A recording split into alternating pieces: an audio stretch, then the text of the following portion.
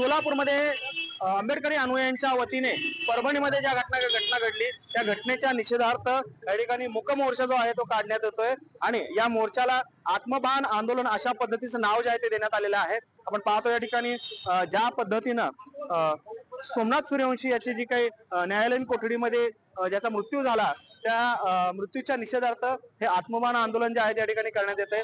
आपण पाहतोय सर्वांनी प्रतिकात्मक असं सोमनाथ सूर्यवंशीची प्रतिकात्मक भूमिका जी आहे ती साकारलेली आपल्याला पाहायला मिळते आणि वेशभूषा जी आहे ती या ठिकाणी धारण केलेली आहे। अंगावरती व उमटल्याचं एक प्रतिकात्मक चित्रण जे आहे त्या ठिकाणी दर्शवण्यात आलेलं आहे आणि आपला रोष जो आहे तो या ठिकाणी या सर्व आंदोलकांकडून व्यक्त होताना पाहायला मिळतोय।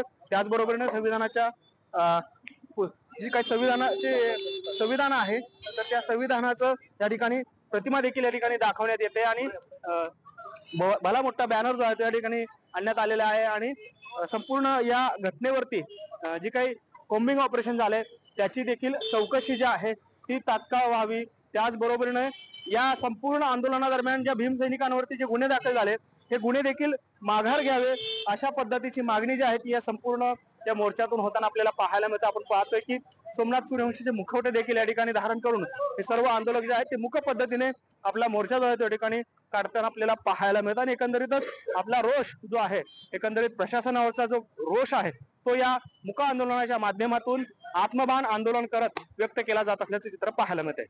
कॅमेरामन अनिल कांबळेसह सागर सुरवसे, TVN मराठी, सोलापूर।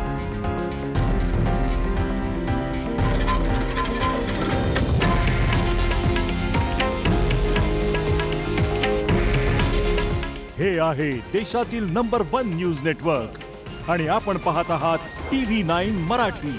काळजी तुमची, हित महाराष्ट्राचं।